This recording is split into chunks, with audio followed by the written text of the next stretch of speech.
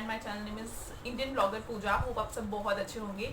सो आज की वीडियो जो है ये थोड़ी सी इम्पॉर्टेंट है उन लोगों के लिए जो टीनेज में है, या फिर उन मदर्स के लिए जिनके जो बच्चे हैं या जिनकी डॉटर्स हैं वो टीनेज में कदम रख चुकी हैं या जस्ट रखने वाली हैं।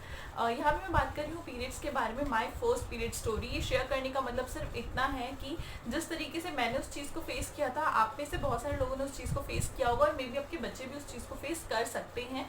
तो बहुत अच्छी बात यही रहेगी कि उनको पहले से इस बारे में बताया जाए।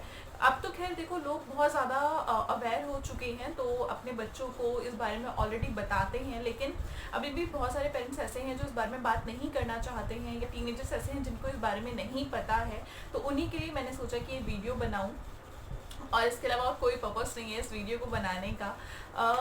तो मैं शुरू करती हूँ अपनी स्टोरी से, ताकि आपके साथ भी अगर ऐसा कुछ होता तो आप उसे एटलीस्ट रिलेट कर पाओ। पहले क्या होता था ना, जब टीवी में विस्पर की और स्टेफ्री वगैरह की ऐड आती थी ना, तो हम अक्सर पूछते थे, मैं भी पूछती थी अपनी मम्मी से कि क्या है, मतलब इसका क्या यूज़ है, क्या करना है इसका। तो उस टाइम मम्मी ना बातों को टाल देती थी, नहीं बताती थी कि मतलब ये क्या है, क्या होगा उससे। जब मैं स्कूल में गई तो जब मैं 6th स्टैंडर्ड में थी तब टीचर हमेशा कहती थी कि अपने बैग में ना पैड रखना या कपड़ा रखना। कपड़ा उस टाइम पे, हाँ कपड़ा बोलती थी वो, पैड नहीं बोलती थी, कपड़ा बोलती थी वो उस टाइम पे। ये टाइम हो चुका है, आप अभी से लगा लो, मैं 6th में मतलब लगा लो 12-15 साल या शायद इससे ज़्यादा, इतना पुरानी ही बात है ये।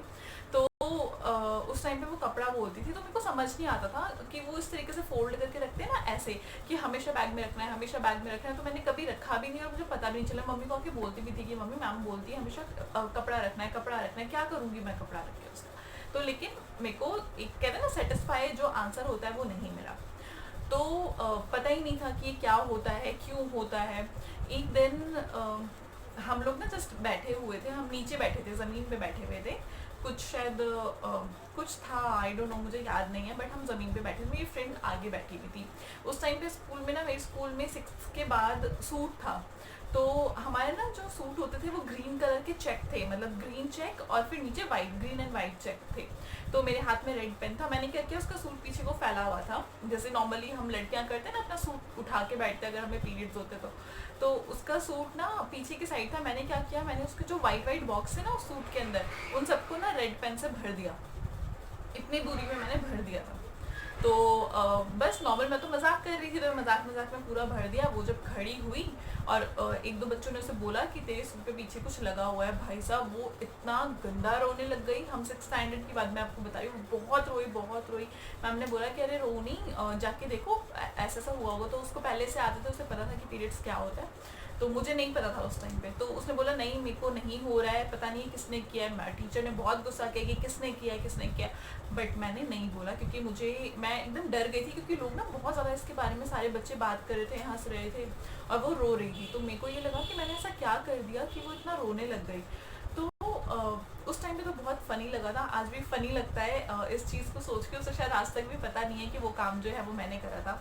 लेकिन मैं बहुत डर गई थी और मैं चुप रह गई, मैंने नहीं बताया कि मैंने करा।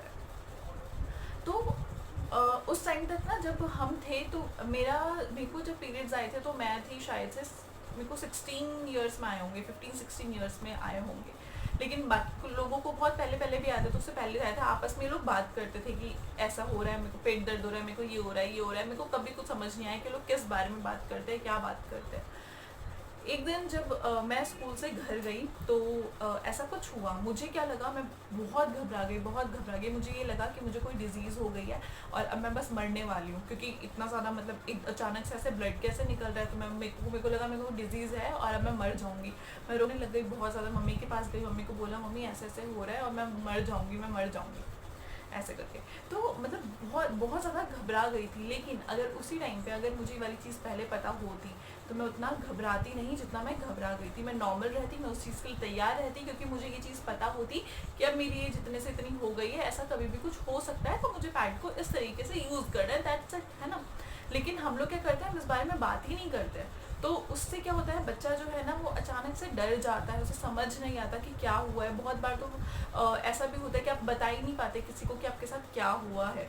तो इस वीडियो को बनाने का पर्पस और ये इंसिडेंट आपको बताने का पर्पस सिर्फ इतना ही है कि कि अगर टीनेजर्स हैं या आपकी डॉटर टीनेज में गई है या जैसा भी है, आपको हमें इस बारे में बात करनी चाहिए। आफ्टर ऑल ये बहुत नेचुरल प्रोसेस है। अगर हम अपने बच्चों को पहले से इस बारे में बता के रखेंगे तो क्या होगा, या बच्चे हो सकते हैं, मदर आपकी सिस्टर हो सकती है छोटी, तो अगर आपकी मदर नहीं बता रही है तो आप अपनी छोटी सिस्टर को आप बता सकते हो।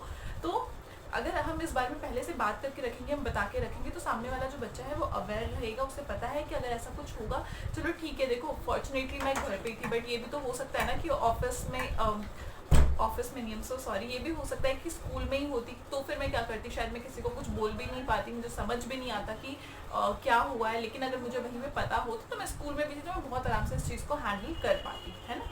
तो यही वाली चीज़ होती है। तो हमेशा इस चीज़ों के बारे में अपनी छोटी सिस्टर को, अपने अगर आपकी फ्रेंड है जिसको ये सब नहीं है, तो आप उसको बता सकते हो, उसको अवेयर कर सकते हो कि ऐसे ऐसे होगा और आपको ऐसे ऐसे करना है, ताकि कोई भी दिक्कत ना आए और वो इस चीज़ को समझ पाए।